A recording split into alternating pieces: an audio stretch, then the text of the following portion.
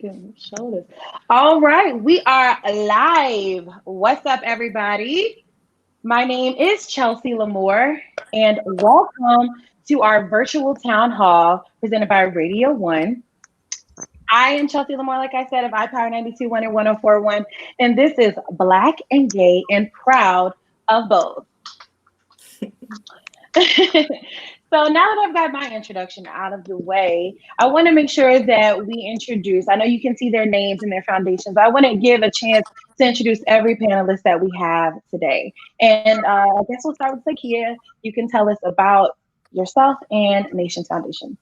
So my name is Zakia McKenzie. I am a native of Richmond. I am the executive director and founder of Nationz Foundation, and we're a nonprofit organization in Eastern Henrico that provides free HIV testing, STI screening. We have mobile testing units and a lot of supportive services that support LGBTQ people in Virginia. Okay. Natasha? Oh, hi. I'm Natasha Crosby. I'm the president of the Richmond LGBTQ Chamber, and we support LGBTQ businesses and allies. Awesome. Justina? Hey everybody, my name is Justina Hall. My pronouns are they, them, and I'm with Side by Side Virginia.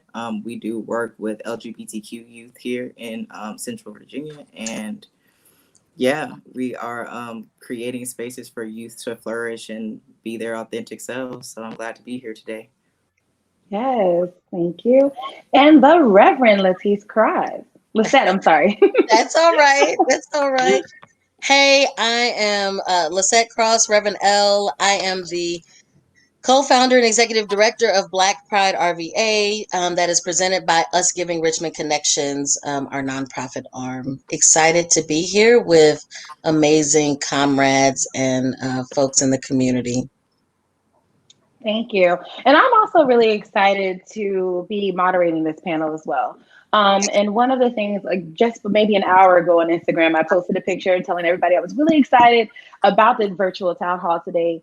And one of the things that I wanted to point out was I don't know all the answers. I'm not very well versed within the gay community or the LGBTQ community. But this is a time for us to learn and listen and gain understanding together. So for people that are part of the community or allies, this is a safe space to learn and ask questions. And I actually have already gathered some questions from people that DM me that had some questions and wanted to get some better understanding. And I thought that was really important because all of y'all are so engaged right here in Richmond in the community. And so I wanted to make sure that one, people could put a name to a face or a name to an organization, as well as people feel comfortable to ask those questions. So I'll get to those later. But I kind of wanted to start with, African Americans have been and always have been a vibrant part of the LGBTQ community. And even though we don't necessarily always feel that representation, we know that we're there. So from trailblazing pioneers such as James Baldwin and Marsha P. Johnson, even Laverne Cox, African Americans have made enormous contributions to the ongoing fight for social and racial economic justice here in America. The African American community as a whole has experienced bias and discrimination, as we know right now with the movement going on around us. So we wanted to make sure that we address some core issues that affect not just the Black community, but that intersectionality of the LGBTQ community. So we wanted to start first with health. And so HIV and health inequity within the community. And so I have some statistics here because, we love receipts. Okay. According to the CDC, young Black, gay, and bisexual men are among the communities most heavily affected by HIV.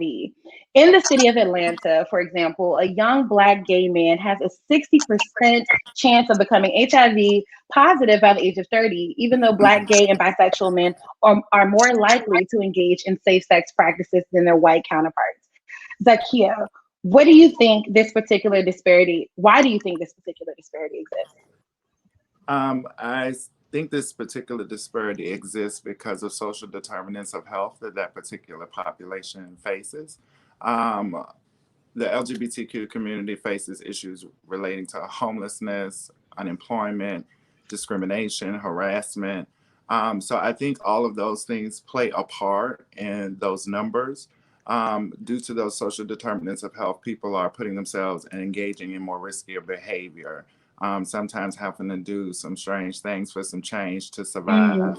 And I think that is why those numbers are the way that they are. Okay, so even though it says that African American men are more likely to practice safe sex than their white counterparts, you still attribute like homelessness and socioeconomics to the reason that there's an increase. Yes, and Okay. even when I look at individuals who come into my office and we look at their risk assessments, people are really not using condoms. People are not really taking HIV seriously and safer sex seriously. So where the CDC may be getting that statistics, I see it real time when people are being truthful and honest in their risk assessments. And I also think that that contributes. But I really feel like social determinants to health are major components why folks are being newly diagnosed or those rates being higher. Okay. And I think sometimes too, do you find that when you take those risk assessments, people are saying, oh, I use protection, but within their mind, they're not really comprehending that 100% of the time. I think sometimes people may think I use protection most of the time. Right. And when we say protection 100% of the time, we mean it for oral sex, anal sex, vaginal sex, all of those things are contributing factors. So the best way to stay free is to make sure that you use barriers consistently and correctly every time that you have sex. And that's why we offer condoms for free to people. So if you need them, come get them, all different types, all different kinds, so that you can stay safe. Awesome. That's a great resource. Does anyone want to speak on that or elaborate more on their opinion on that before? Oh, now y'all want to be quiet. No, I was about to say, she the expert. I mean, we recognize, we recognize the expert, so we bow down to her expertise. Yes. So I still want to stick within the realm of health while we have you. So the fallout from COVID-19 is the issue of equity. For some people, it's been an inconvenience. For other people and communities, in particular, the Black LGBT community, it's been devastating. What steps do we need to take to create health equity in the Black LGBT community? That's a very difficult question, and one that we've been trying to figure out health equity for years. How do we get health for everyone, equal access to health care for everyone? I think that the only way that will start is if Black folks use their voice, make sure that we vote. Natasha said this the other day on a Zoom: hold your elected officials accountable, because when we don't do anything, there is no change. So if you just sit back and complain about it, what is going to happen differently? I think Canada has a great model. They have healthcare for everybody, and it's a shame that we have who we have in office that is just completely. I'm gonna leave that alone. But that's a whole other conversation. Because now he's trying to strip protections for people like me, which makes me angry. You know what I'm saying? And as a person who pays taxes, as a business owner, as a human being, I am deserving of the right to have access to healthcare, regardless of how I. Why is that so important to you? I really want people to understand exactly why that is so important. It's important to me, one. And I'm just going to be truthful, because there were no plastic surgeons or doctors back in the day who were doing transitional work. I had to go on a black market route.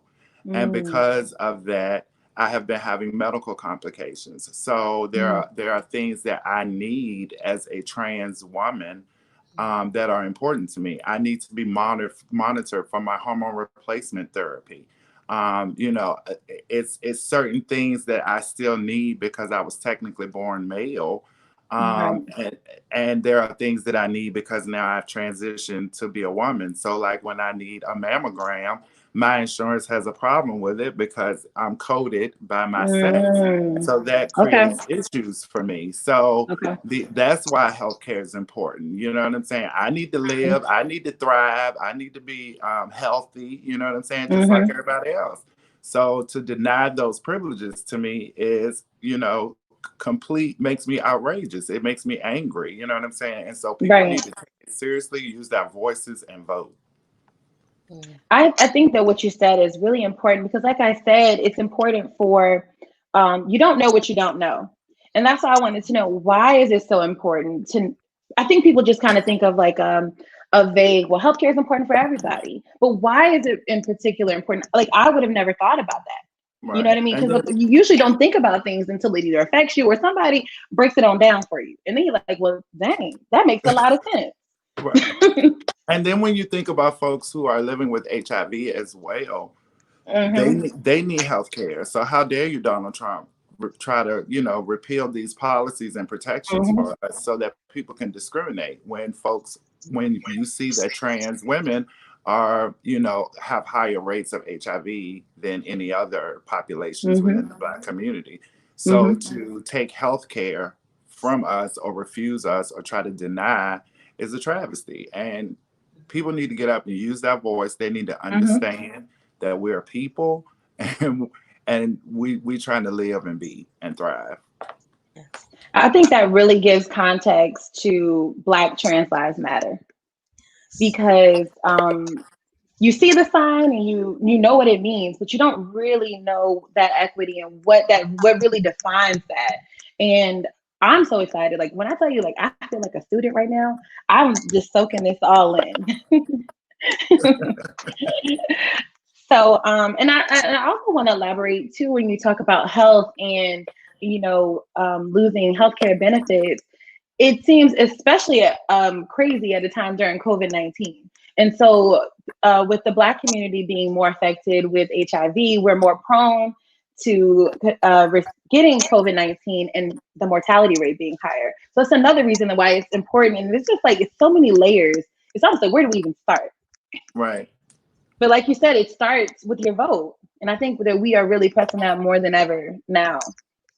And I get tired of hearing people say, "Oh, it's not important." You know, they did the okie doke last time. You know what I'm saying? But we have to continue. We have to be vigilant. We have to look at what our ancestors did, and we have to respect the fact of what they went through for us to have the opportunity to vote. So when you see this man targeting, he's just targeting different people. You know what I'm saying? And it just seems to be that my community is on the forefront. I guess just because we're so fabulous, you know. Yes. but you know, he is at us, and you know, but we are strong and resilient people, and we have had struggles, still struggling. We still oppressed. People still got their knees on our necks as LGBTQ people. And so I think when health equity happens for everybody, everybody will stay in their own lane and accept people for the differences that exist within them, and just be accepting of folks. You know, you may not like everybody. I may not, you know, you may not like my lipstick, but you know, that's my prerogative, and people need to let people live. I love it. I did learn a new word yesterday, by the way. Transcestor, like ancestor, transcestor. Yes. I say yes. I'm all here for the vocabulary. So we talked about health equity. I want to transition into business equity because we all know that healthcare is a business and they all go hand in hand, right? So got some receipts. LGBTQ African Americans continue to be economically disadvantaged because of persistent discrimination, housing insecurity, a lack of quality, affordable healthcare, and fewer educational opportunities. A 2012 report found that 32% of children being raised by Black same-sex couples live in poverty, compared to 13% of children being raised by raised by Black same-sex couples live in poverty compared to 13% of children being raised by white counterparts. 7% of those being raised by married heterosexual white parents. Additionally, Black transgender people face severe rates of poverty, with 34% living in extreme poverty compared to just 9% of non-transgender Black people. Natasha, how do you provide equal access to government-based economic protection for LGBTQ families of color? So first, I think we need to recognize that those demographics have been intentionally left behind, right? It is by no mistake that Black people, Black LGBTQ people are disadvantaged economically, right? That was a legislative process, right? There over the course of America, there were laws put in place to make sure that we were economically disadvantaged, literally written into law. We couldn't, GIs coming back from the war couldn't buy a home like the white GIs. The FHA program wasn't accessible to Black folks when it was accessible to white people.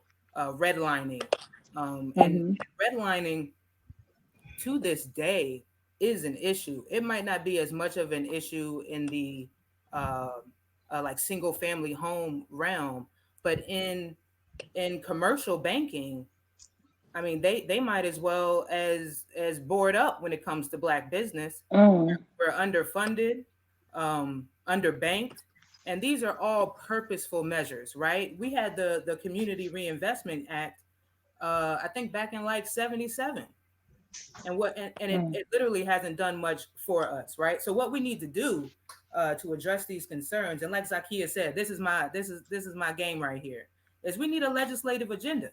You know what I mean? We really need to come together as a people and decide what exactly is it that we want, right? And not everybody's going to agree on the same things, but basic health care is a right of all human beings on earth, right?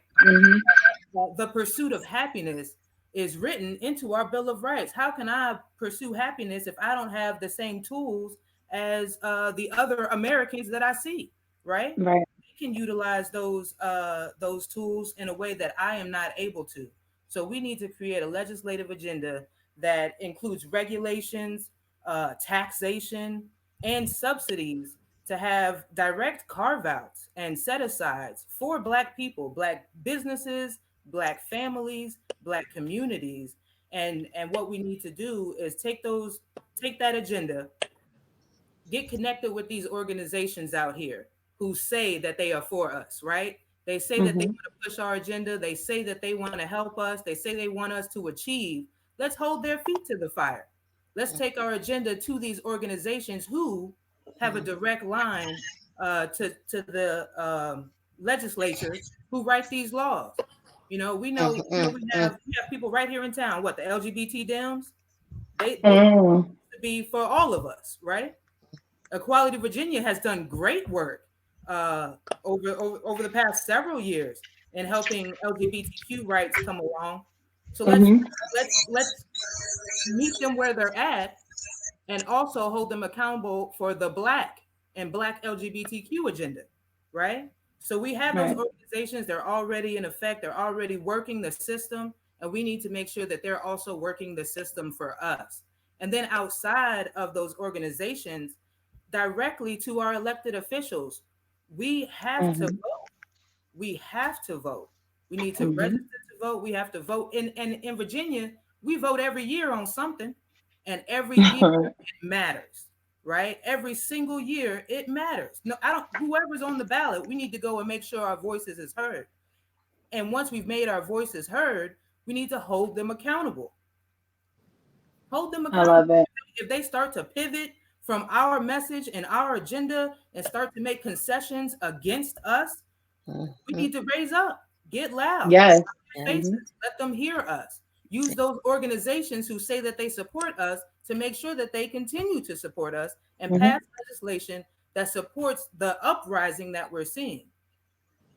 Now, it seems like you're preaching to the Reverend. I mean, I think that people have to acknowledge, particularly Black LGBTQ folks, Black and gay folks, and those that support us or that are also POC, that the political machine of Virginia is exhausting. And you have to understand how it works. You have to recognize that somebody, when they decided to make voting be an annual thing, was doing that for a particular reason. The reason that we cannot participate, and Zakia knows this very intimately because she has been up at the General Assembly, she has testified and advocated for our rights, for the Values Act that will go into place tomorrow, right? Ensuring discrimination for all, right? Housing and employment, one of the first states in the South to do so.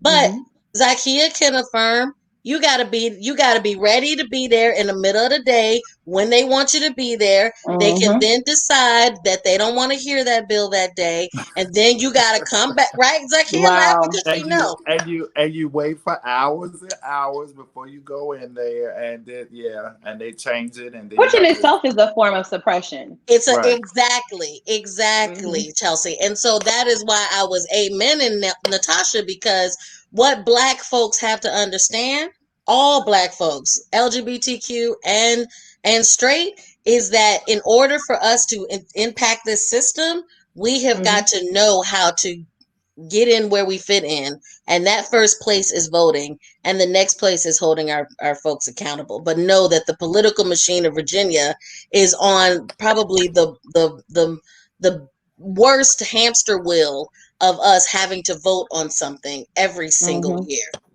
Absolutely. Now, I was going to ask that question actually, and that would be a great question for Natasha as well as you, Lisette.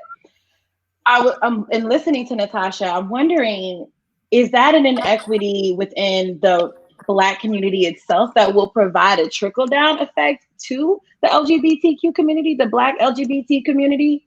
Do you get what I'm saying? Like, is it an overarching person of color or Black issue? Like you said, straight, whatever, Black people need to get out and vote. We need to be there. Do you think that the benefits from that will trickle down to the LGBTQ community, or are there specific things about that we need to ask for the LGBTQ community? Go ahead, Natasha. Sorry, I think that so like let's take healthcare, right? Healthcare is a universal issue. If we can take healthcare and we can help the people who are the most disadvantaged in healthcare, which are trans women, right? If we can help a trans woman receive all the rights that she is deserving of through healthcare, it can trickle up, right? I personally believe in trickle down economics. I won't trickle up. Of Black Americans. I believe in trickle up. So if you help the person who is at the end of the line, you will essentially help the people. Everyone. Yeah. Wow. Amen. Yes. That's a little shut me up. Okay. Drops mine. I'll be back on that note. And so I just want to acknowledge that the work that Zakia McKenzie is able to do, because of the way that she manages her staff at Nationz Foundation, because she is a savvy business owner, means that she's able to afford her schedule to be flexible to testify at the General Assembly to ensure that our state senators and our state representatives pass a bill that benefits us. Everybody is going to benefit from the Values Act.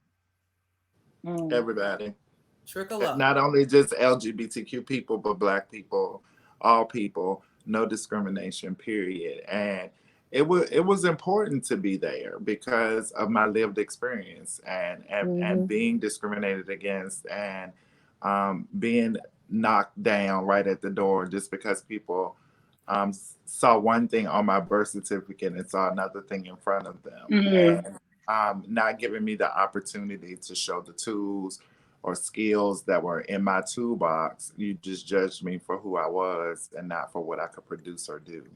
So I think that it's extremely important. And I'm so thankful for my super cool staff, and Justina was a part of that staff who helped me to have a flexible schedule to be able to be there to make that happen, and to have worked on something like that for 20 years of my life and to see tomorrow it come to fruition.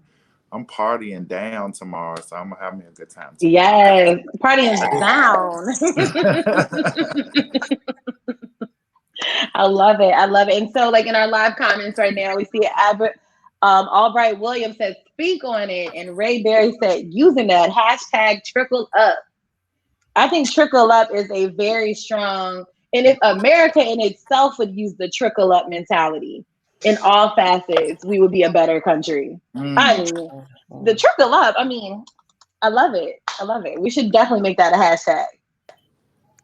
So we want to continue with business. And so another one we have is that 90% of minority-owned small businesses were denied for the Paycheck Protection Loan Program. What is your advice for Black LGBTQ business owners that are struggling due to the unprecedented times we are in right now? Natasha. So I would say first, now is the time to get lean. And this is just on a, business person speaking to another business person, right?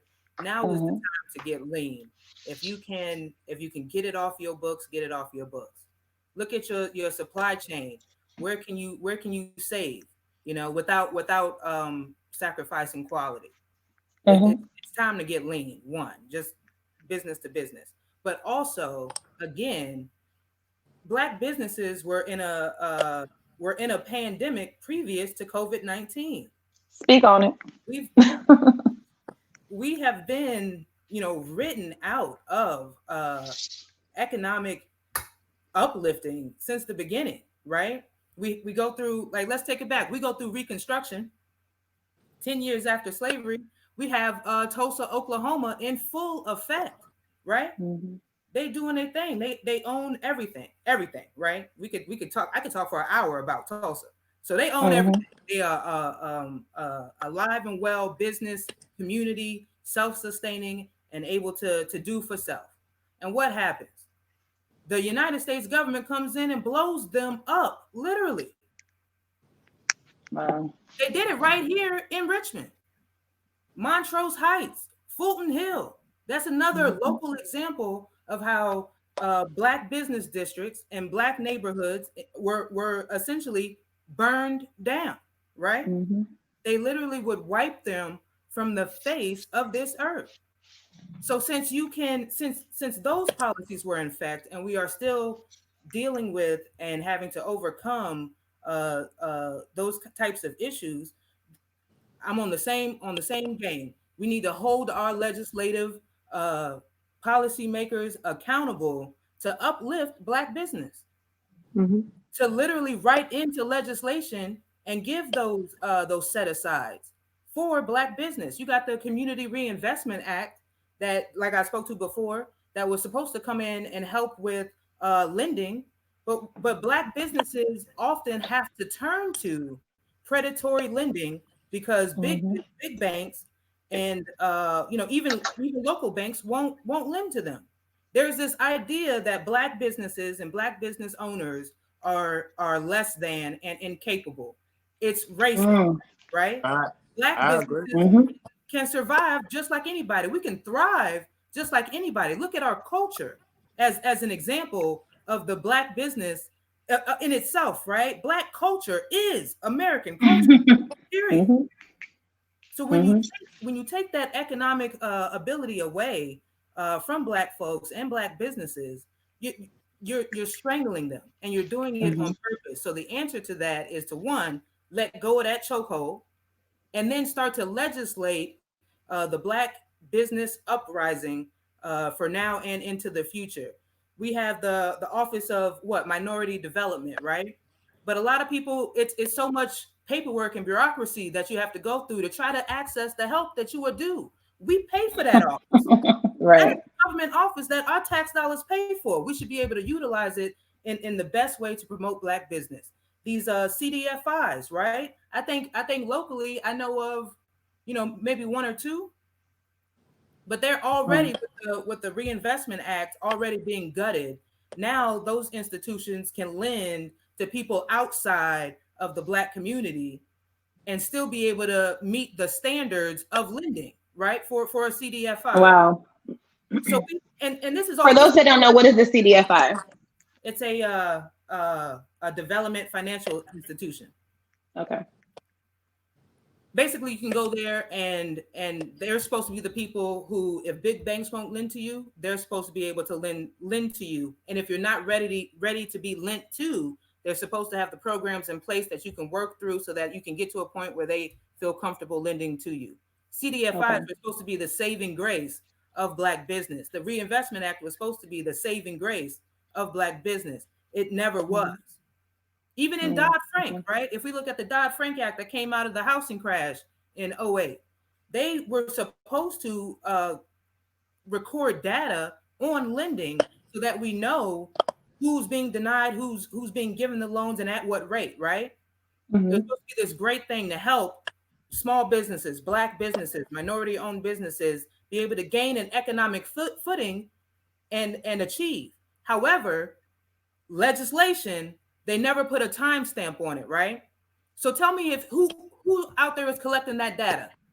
No one. You know why? Because they put a loophole in it that said that we don't have a time frame for when you need to start collecting this data. So what is it? We're in 2020. That was what? 08? Wow. Say 10 years ago, right? Now we're in a pandemic, and now where lending is crucial for survival. The PPP program was supposed to come in and help small businesses be able to maintain through this worldwide pandemic.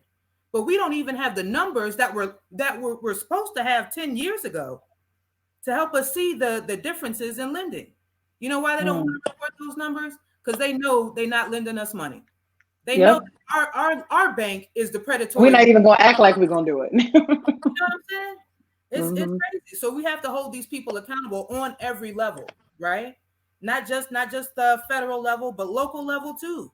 Because that Office of Minority Business Development should be working a lot better than what it is if you asking me to spend my tax dollars on it. I agree. Hold our officials. I agree. And put into our legislative agenda that we need carve-outs, we need set-asides in actual dollars to help uplift the Black business community. Someone said equity investment. Right, equity. I want a majority equity stake in perpetuity for all Black businesses. There shouldn't be a reason why somebody could come into a Black business district and take over so easily. When you have Black, and it happens so often. It happens so often. So often. So tell us about the resources that Richmond LGBTQ Chamber can provide to individuals who are currently looking for employment right now due to being laid off or furloughed because of COVID-19 crisis. So the Richmond LGBTQ Chamber, we have some great collaborations with our corporate members, Snag a Job, SunTrust, Genworth, and we have a job board on our website that is updated daily with jobs from people who are vetted to protect LGBTQ folks in the workplace. Now we know we just had that law passed, but these folks they've already started doing the work to help LGBTQ folks in the workplace. So that's one, our job board and our connections. We also have a job fair. We do that annually where we bring out all of Richmond and offer jobs to LGBTQ folks.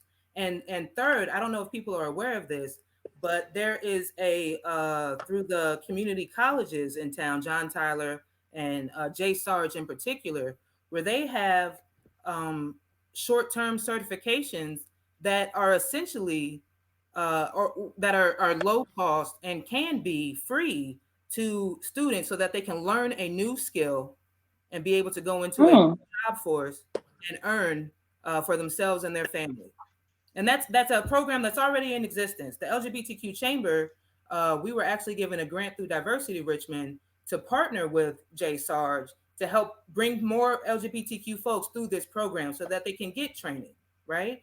And so now is a great time. And I know that with COVID-19, a lot of things have been kind of, put on pause and are being delayed. Right. I don't know what schools is doing right now, honestly. But But when we are past this, God willing, those programs will still be in place, and they are great things to take advantage of, because now, like in the housing industry, right? We can't find people to fill the trades fast enough. We need electricians, we need plumbers, we need framers, Yeah. all of it, right? And these are great paying jobs where you don't have to incur debt to go to college to do, and you could take care of yourself, your family. You have the potential to start your own business and do for self, right? Mm-hmm. We need to take advantage of these opportunities and make people more aware that these are out there. So look into that. The J Sarge has those short-term certifications, and it's not just in the trades. I think they even have a nursing program. Right. And I think it's important what you said, that the tool of education, I think, especially as African Americans or Black people have made strides, we've really put an emphasis on education, going to school, going to college, and we tend to stray away from learning those skills, welding and those things. And those, like you said, those are skills that you can learn where you're not acquiring tens of thousands or even hundreds of thousands of dollars in debt, and you're always in demand. absolutely, you could go anywhere. You could live anywhere. You Mm-hmm. can live your life if you know a trade, if you have a skill. Mm-hmm. Mm-hmm. Someone, let's see, on our live feed, Stacy Wall said, can non-members post on your job board, or can any org submit a job to be posted? Thanks. Yes, you can post on our job board as long as you affirm that you are LGBTQ inclusive. You are more than willing to, post on our job board. Absolutely. And someone also added to your bit about the community colleges. J Sarge is currently enrolling for fall classes. Classes are available online. There you go. There we go. Certifications, they're out there. And close to free for being a yes. president. Yes. So we were talking about, speaking of school, let's transition into the youth. And Justina, this is going to be for you. LGBTQ youth of color and children raised in LGBTQ families of color confront a dual burden of social stigma and discrimination. In addition to race-based bias, Black LGBTQ youth and families of color also cope with inappropriate questions about sexual orientation and gender identity, the politicalization of their families, and anxiety. I feel you. Politicalization of their families and anxiety about the lack of legal recognition. Stressors which are highly heightened when they are intersected with other forms of prejudice, i.e. being Black.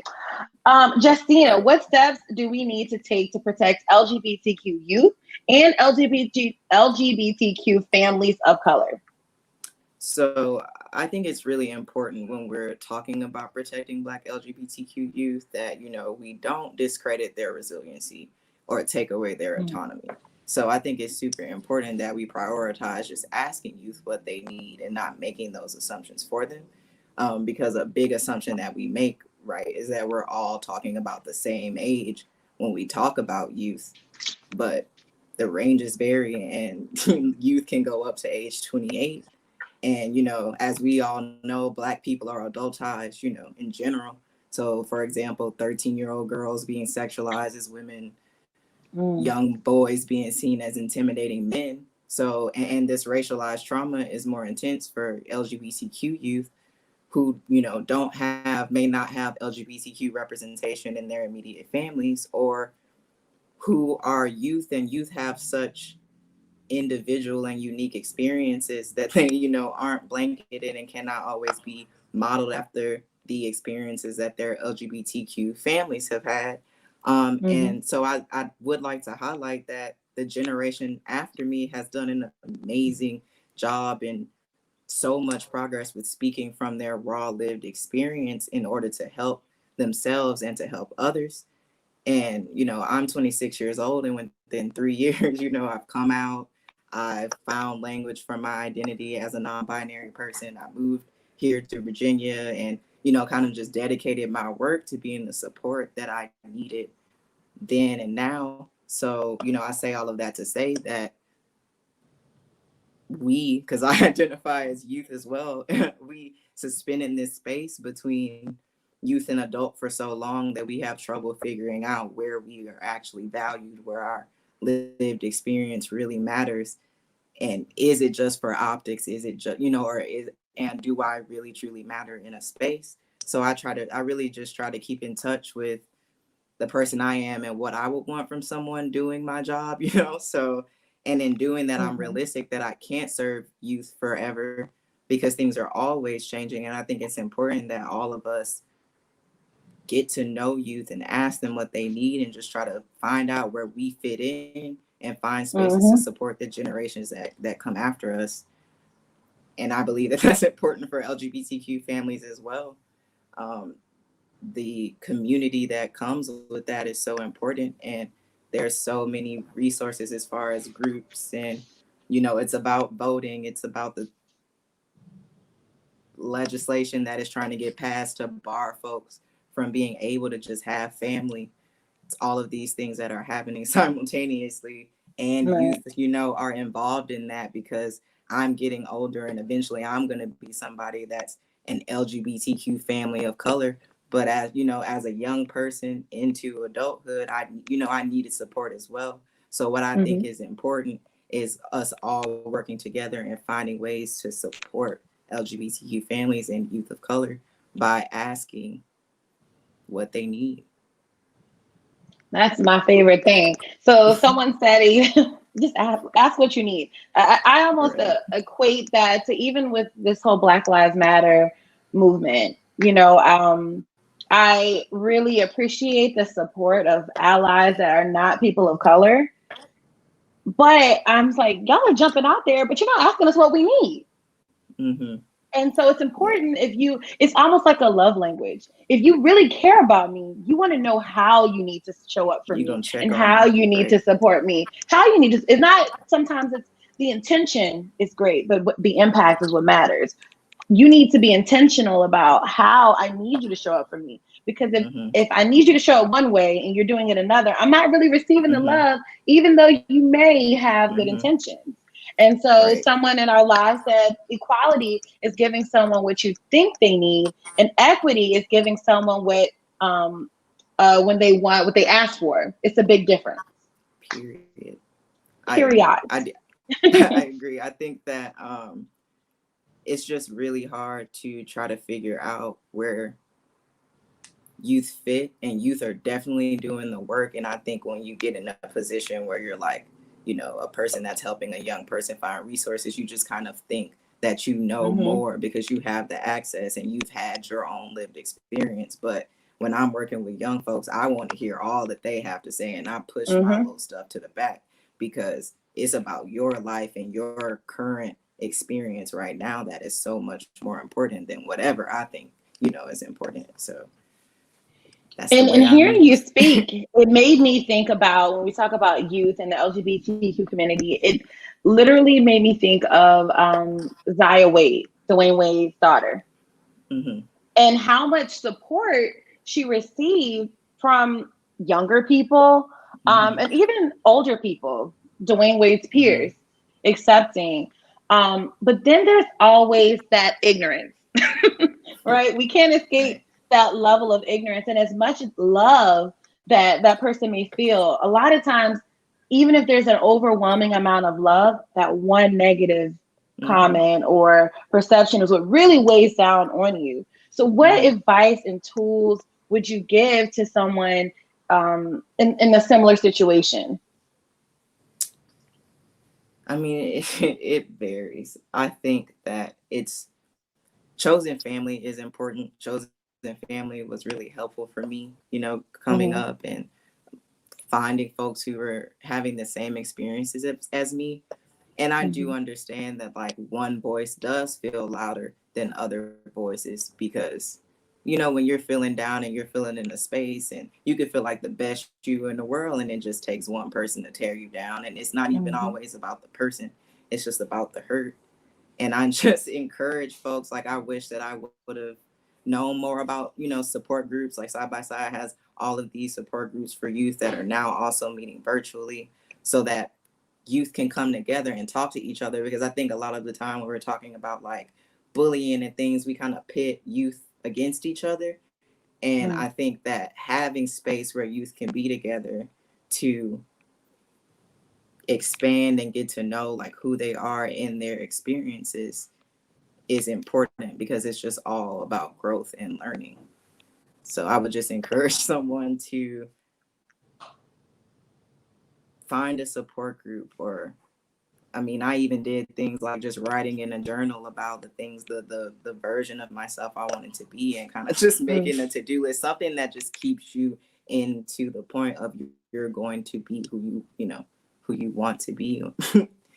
It's just finding the resiliency and trying to stay tapped into it, which can be difficult, which is why it's kind of hard to answer the question, because everybody has different experiences.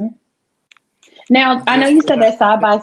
Oh, go ahead, Zakia. Oh, I was just going to say, Justina, I think you gave a really good example or way to cope with that. But I also want to add that the advice that I would give is just for you to, it's okay to be you. And what folks are saying, pay that no mind, be your best you, and live your life, because you only have one life, and be happy with the life that you live. And it's okay. Yeah, it's okay. And it's a great feeling when you kind of settle into yourself, and you know, like Zakia is saying, you do realize it's okay, and you start to see the representation, and you start to realize the different ways that love can come into your life. I think it's just a beautiful thing in general. So yeah, look at me, y'all. It's gonna be okay. I think I know you were saying that Side by Side has support groups for youth, but I wanted to ask the question: does Side by Side offer support maybe for parents or adults who are trying to understand but may need a little bit of guidance and or support in that realm? You know, like I think that some parents want to be loving and accepting. They just don't know how, and they're ignorant to a lot of facts, and they want to learn, but it can be intimidating, or they just need a safe space to learn. Do you offer support groups for adults as well? Yes, so we offer support groups for parents. We offer a support group for parents of trans youth. We offer support groups for parents of LGBTQ youth, and then, or in general. And then for our support groups for youth, we even offer a youth of color group specifically for PLC youth who are just looking for space to decompress and just, you know, be themselves amongst folks that look like them, have the experiences that they have. Awesome. And are there any other education and support services that you want to mention that Side by Side offers to youth and LGBTQ families? I summed them all up, but you could definitely go to our website that's scrolling below to find more in-depth info and how to sign up. All right. So the hot button topic now. You can go ahead and take yourself off mute. What's that?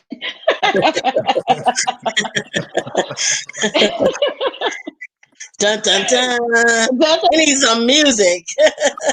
Take them up, Lisette. I wish I had like a little sound effect to hit in that moment, okay? Yes. Because it wouldn't be a conversation about being Black and gay and the intersectionality if we did not talk about faith and or religion. Here we go. Let's do it. Here we go. I love how you took the glasses off. You're like, you know what? I don't even need it.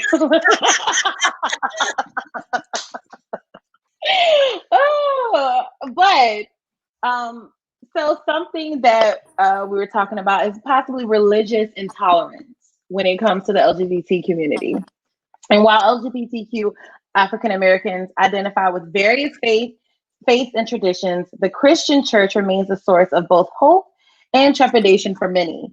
While acceptance of LGBTQ people is increasing in communities of faith, many Black churches, quote unquote, still condemn the community, often making it extremely more difficult for people of color to come out in comparison to their white counterparts. What is your advice, Lisette, for Black faith leaders?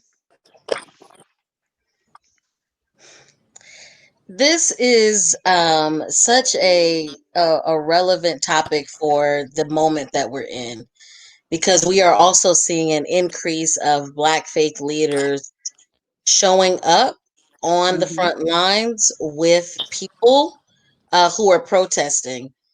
And what they may not often realize, especially my more evangelical, Pentecostal, apostolic siblings, is that the leaders of the movement in this time are Black, queer, non binary, trans folks. Mm-hmm.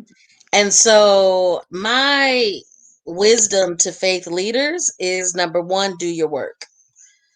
You have to do your own work around what it means to simply accept people exactly as the Creator made them. Mm-hmm. The second wisdom that I have is that they be willing to sit and have conversations. The truth of the matter is that there's no simple answer to this. I can come on here and I can give you all of my learned responses and all of the degrees that I have and I am obtaining, right? And that does I love the humble brag. and that doesn't change hearts, right? It doesn't change minds. What changes that is realizing that the people that enter when we were meeting in person, the people that see us as faith leaders, that call us pastor, the people that are in our families or that are in our communities that we know, are people, and we should be open and willing to listen to their story and Mm-hmm. to lead with love and Mm-hmm. let God divine spirit sort out the rest. Or let Yeah. me speak directly to the churchy folks. Let God and Jesus sort out the rest. Because the Mm-hmm. command, right, for those of folks that are Christian believers and real churchy, the command that Jesus said, the greatest command, right, is to love the Lord your God with all your mind, your heart, your soul, and the strength. And the second is as unto it, to love your neighbor as yourself. Love. Lead with love, and let Mm-hmm. their lives and let the relationship that you have with lesbian, gay, bisexual, transgender, queer, intersex, asexual, non-binary folks, let that lead the way. Yeah. Yeah. I totally agree. Amen. Because even like my personal experience, as far as my mother isn't even extremely churchy, but she all of a sudden got real churchy when I started dating girls. Like all of a sudden, she knew all the scriptures. And once I got married, and she loves my wife, but it was a little bit of a struggle for her at first. And then she made this post one day on Facebook. So I was like, oh Lord, she's talking publicly. Let me see what she got to say. And she posted she posted a picture of my wife and I. And she said, at first I struggled, and then one day I woke up and I realized, why am I struggling that somebody loves my daughter? Why Wow. is that such a struggle for me? And she said, gay and all of these terms, it hits different when it's the people that you love. And then it's this humbling experience. And that same thing that my mom, because I just knew she would never see the light. And I almost don't even recognize her as my mother sometimes. I'm like, who are you? That same leading in love, like you spoke of. Leading in love is literally, it sounds cliche, but literally love wins. And when you love humanity, when you love people, there's no way that you could have disdain for any situation. And when you love yourself. So your mother had to come to a recognition that she loves her daughter, and that Mm-hmm. she had to allow the love that someone else was giving her daughter, the love that Mm-hmm. she herself would want to give to you.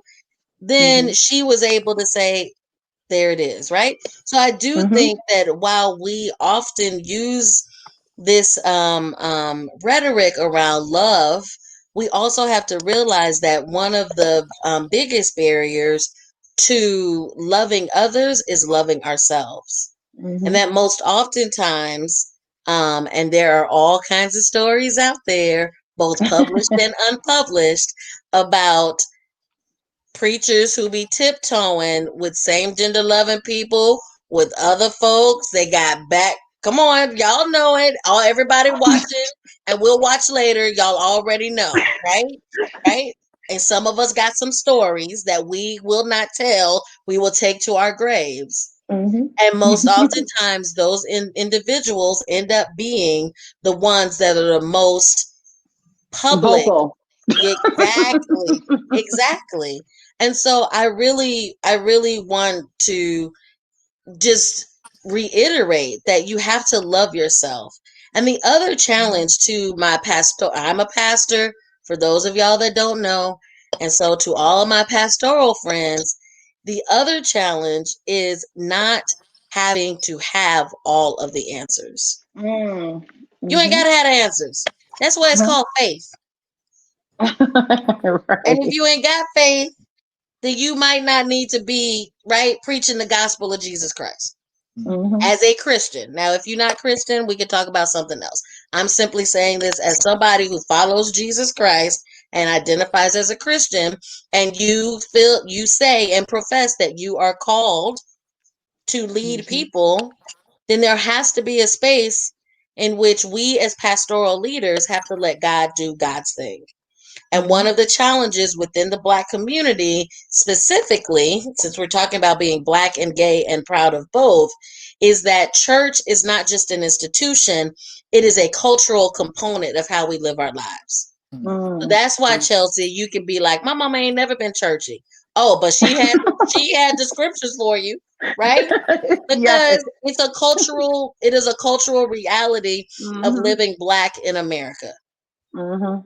And we have to figure out how to make some type of reconciliation with that truth. That I'd like to call it, you either grew up in church or you was church adjacent, which means you might not never stepped a foot in a church, but you've been to some churches fish fry. You've been to their annual homecoming because there was somebody cooking. You've been to a church cookout or picnic or whatever. Fish Fry Friday now. Don't talk about it now. Come Fish Fry on. Friday. Right? Or you have been to Vacation Bible School.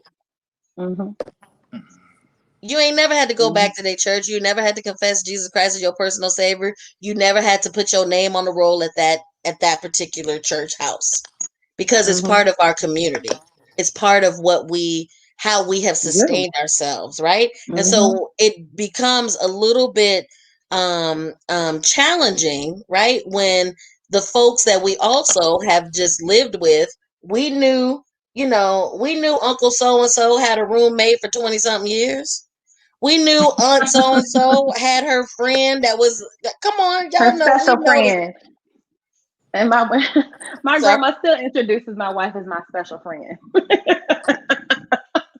we know that's the language, right? It's that language that causes so much confusion in our community and so much hate. And I think why so much like hate crimes towards LGBTQ people, because they hear that mess in church and it's just pounded in their heads and then they go out and react from it. So that narrative has got to change. And I'm so thankful to my pastor, and I'm gonna give him a shout out. Come on, shout him out.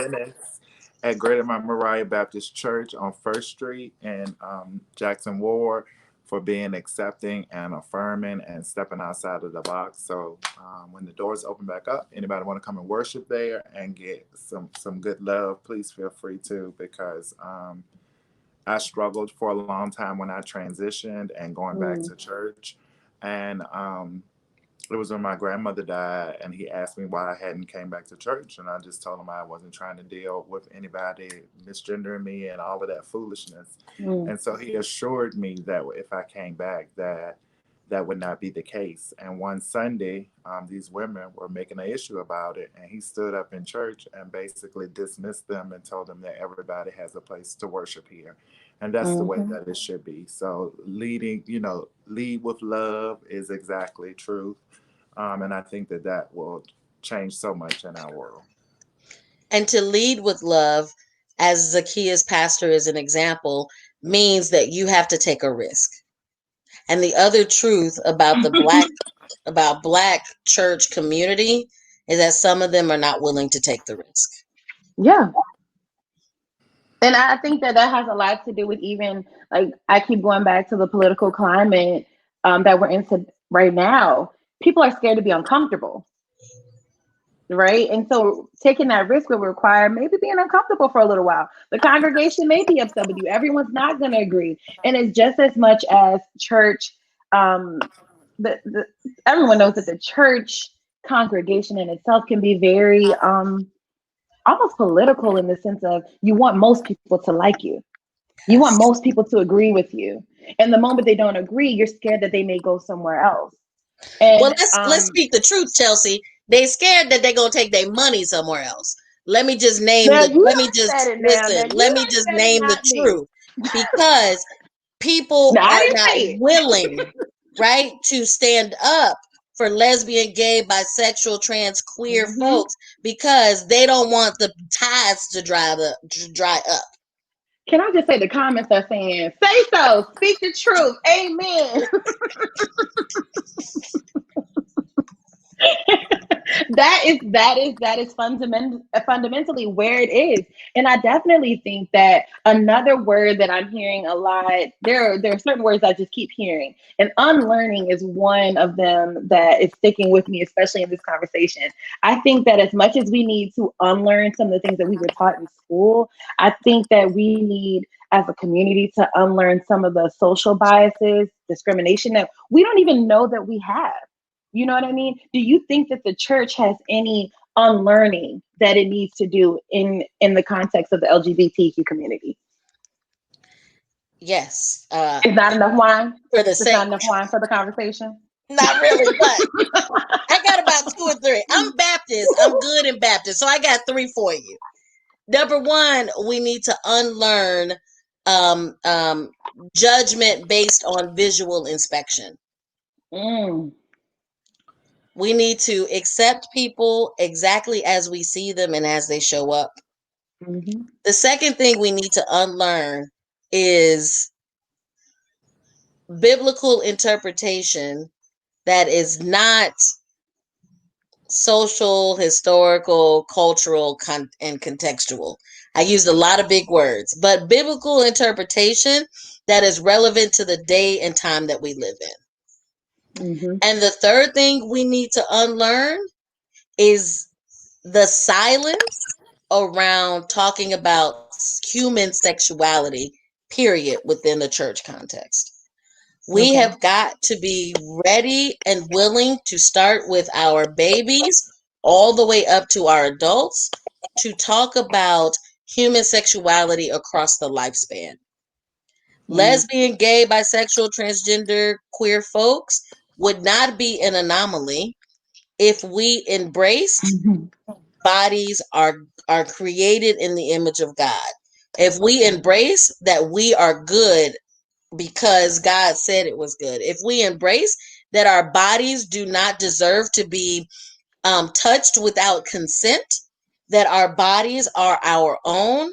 If we were in a space, in a faith space that connected human sexuality to who God is and how we should be in beloved community with one another, then we would not be at the level of I don't want to use the word hate, but the level of fear that does translate to hate that does come out of the Black church context and in the Black community. Come on now.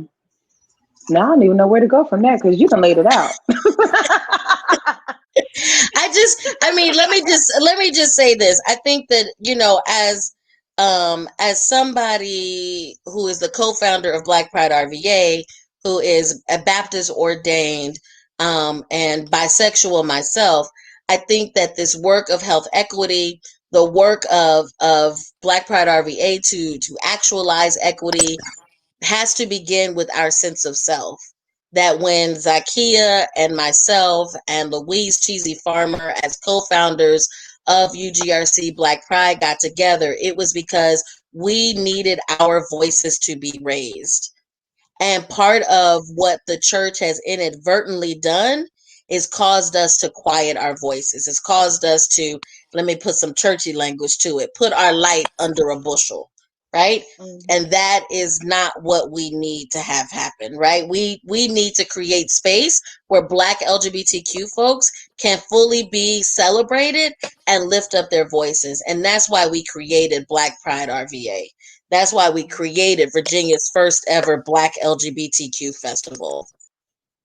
Yes. Yes. Because most people, let me say this last thing, I'm sorry, Chelsea. No, because you're fine.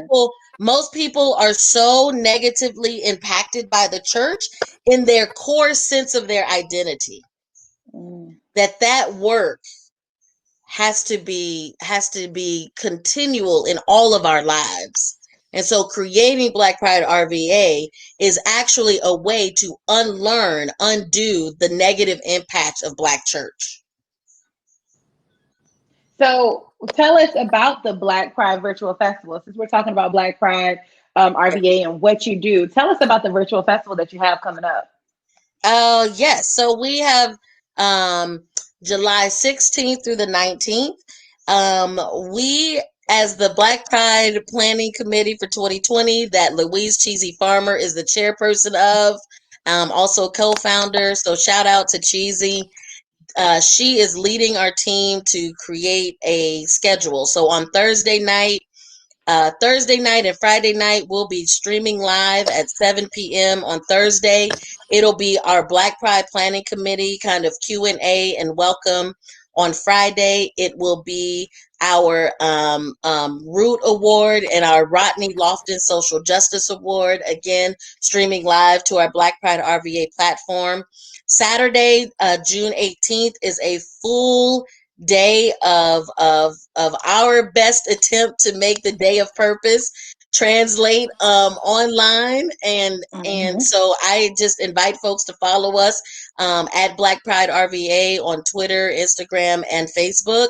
And then on Sunday, we again will close out with some type of virtual offering. We'll be launching and debuting our Black Safety, Inclusion, and Liberation video, where we have gathered voices from our community, both Black and LGBTQ, and our allies, so that we can end the weekend on a high note. And to realize that while we host Black Pride RVA, we are not in this alone. We are supported and connected to an amazing group of allies who are doing awesome work and are expressing verbally their commitment to Black LGBTQ safety, inclusion, and liberation. Yes, I love it. I can't wait to be a part. If you need anything from me, I am all hands on deck. Yes. Well, listen, you might be getting an email, so. But before I get to the next segment, I did want to touch on something, because I will say you are unlike any pastor I've ever met. Okay. I get that a lot. Now, I want you to tell me about your virtual seminar on sex and faith.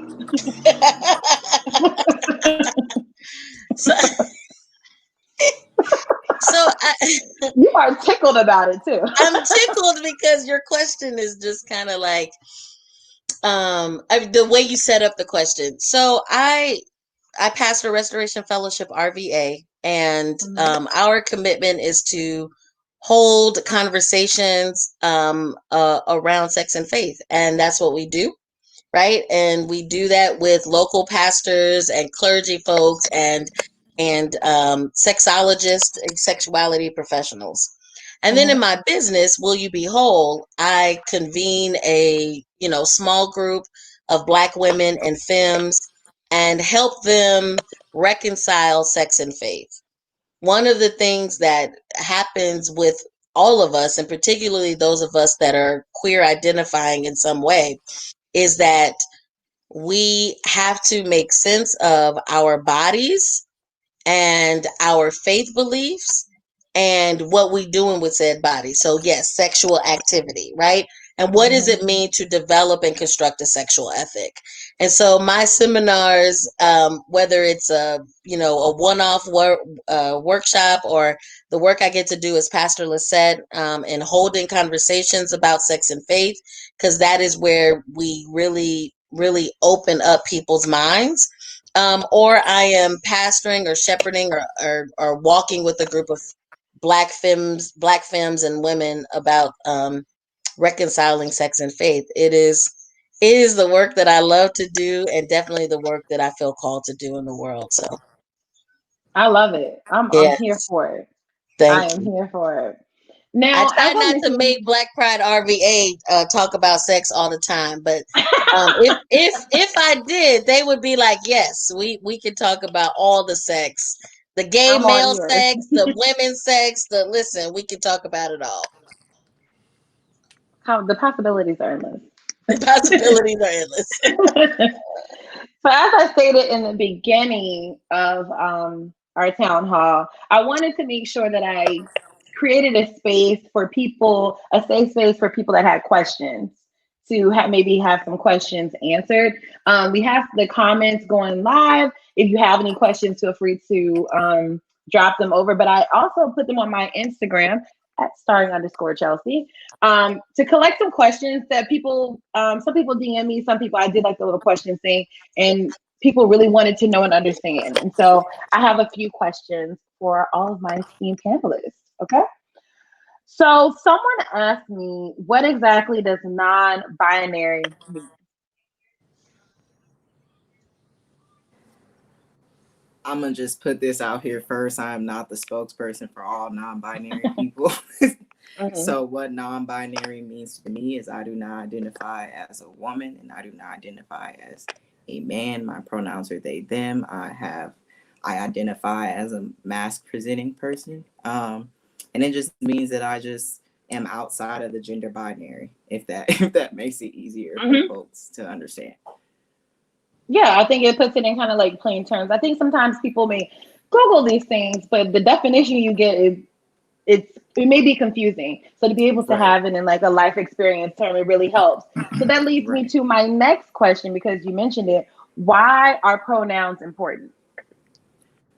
Pronouns are important because they're respectful. First of all, I think it's super important if someone tells you their pronouns, tells you who they are, that you believe them.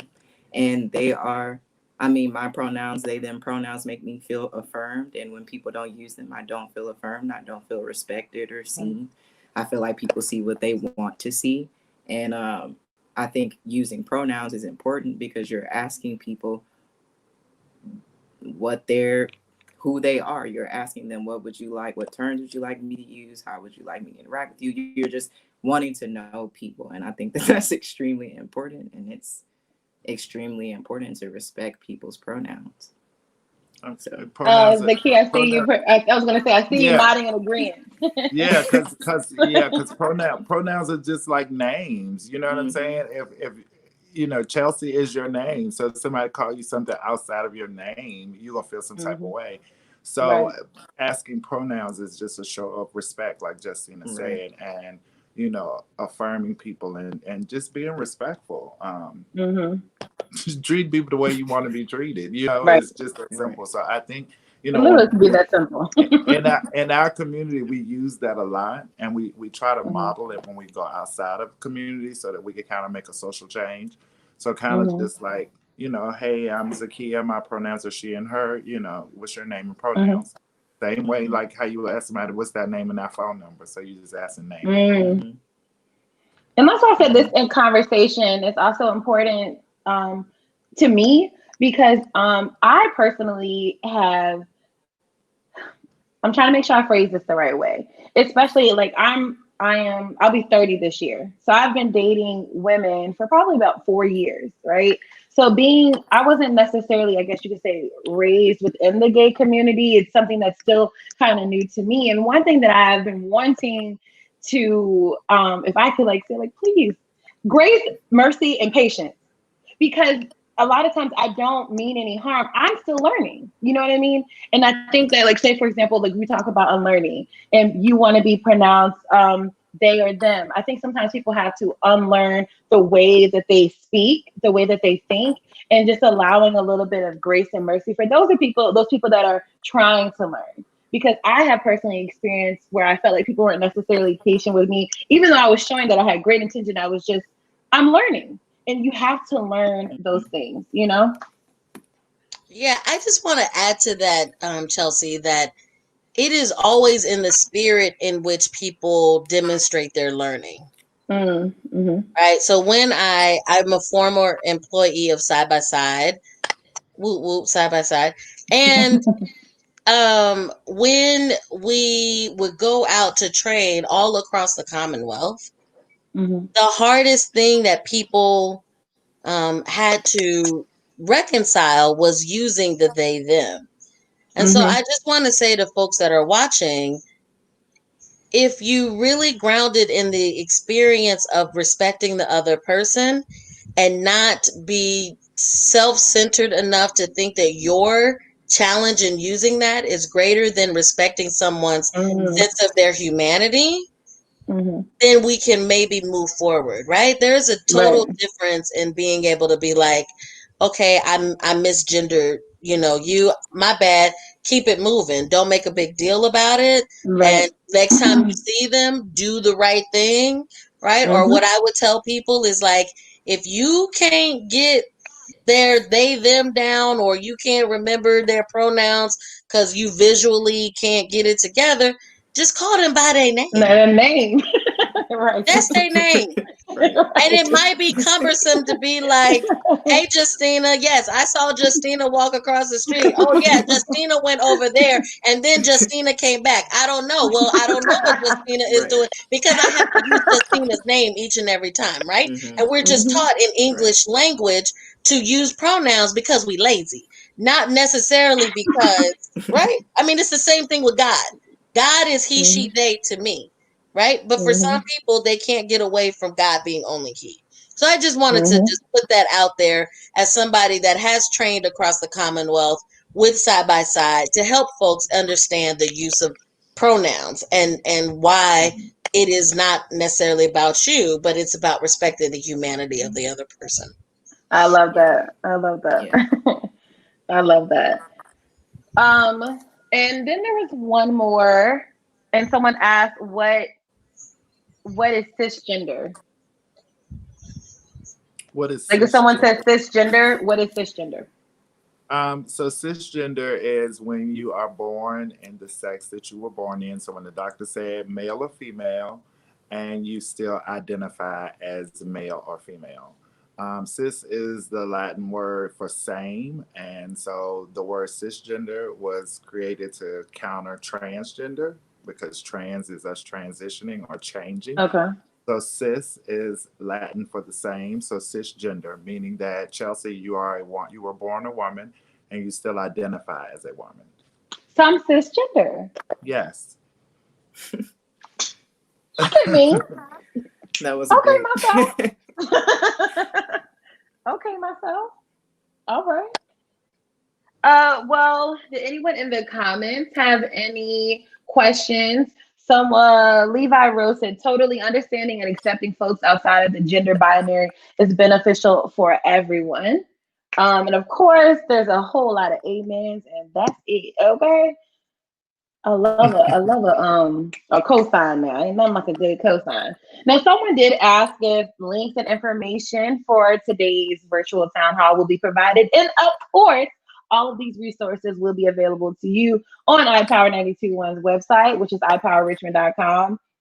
And a lot of information has been shared this evening. But if each of you could leave our audience with one thing, what would it be? Let's start with Zakia. I knew you was gonna go to me first. You gave me a hot second to think about that and jump straight into Did me. you need us to come back to you? No, I'm good at being put on the spot. Yes. I would like to speak to my African American community and specifically in regards to my trans sisters, specifically brown and black trans people. We're being killed at disproportionate rates. I need y'all to have a little more grace and understanding to the black churches. Stop preaching that we're an abomination, because that narrative that you are spewing out of the church is creating hate. And Black men who love trans women are afraid to love us because of who they are, and because of that stigma, they are killing my sisters. So let people be free to love who they want to love, and you only have one life to live, so live it the best way that you can be. And in all things, be safe, wrap it up, get tested, and know your status. Yes. Yes. Once again, giving us good cheekbones, hair, and collarbone. Come I on. mean, come on now. The wrap up is what did it for me, honey. Okay, this year right here. Natasha, what would you leave the audience with today? One thing you could leave. I guess that, don't nothing shake without movement, right? So keep protesting, stay out in these streets and get in these legislators' ears. Use these organizations and use your power. Use your power and get the change that you deserve and that you were seeking. And hashtag trickle up. Hashtag trickle up. You got to do that when you say it. Hashtag trickle up. Trickle up. And when you said nothing shakes without movement, I would like to think that's a double entendre, because the first thing I wanted to do was this. Me too. See, I was like, oh, I don't think that's what she means. Are But I we was going like, there? Are we going there? Shake without movement. Yes. Justina, your last word? My last words is going to be what I started with. Ask youth what they need. Get to know young folks. I think it's important that we prioritize them. Awesome. And Reverend Lefebvre, my girl. In this moment, I leave you all with this. The words of Lucille Clifton, that you will celebrate with us, celebrate the fullness of our identities, celebrate us being fully Black, celebrate us being fully lesbian, gay, bisexual, transgender, queer, non-binary, intersex, asexual, and pansexual, and all of the plus. Celebrate with us that our lives matter, that this moment matters, and that standing in solidarity with us matters. Celebrate with us that our pride runs far beyond rainbow capitalism and goes deep to the depth of our Blackness and the fullness of our identity and our connection to our community. Celebrate with us that each day something has tried to kill us and has failed. Yes. Well, I guess my final word is going to be thank you. Thank you to our panel. Honestly, I'm extremely thankful for this opportunity to speak with all of you. Like I said, I was excited. The first thing when Ray told me about, I would love for you to moderate this panel, is I was like, I'm a little bit intimidated, because although I am married to a woman, I don't want to say the wrong thing. You know what I mean? I don't want to say the wrong thing. This was an opportunity for me to learn, just as everyone that's checking into the town hall. So I want to thank all of you for your grace and mercy with me and sharing your knowledge, your experience. It's been amazing. I think that this was an epic way to end Pride Month, but Pride Month never ends. And Black Lives Matter always. Richmond starts on July 1st. Come on now. Don't even get it I'm going to just say that. But we still proud. Okay. Just like I'm Black 365. You know the rest. Okay.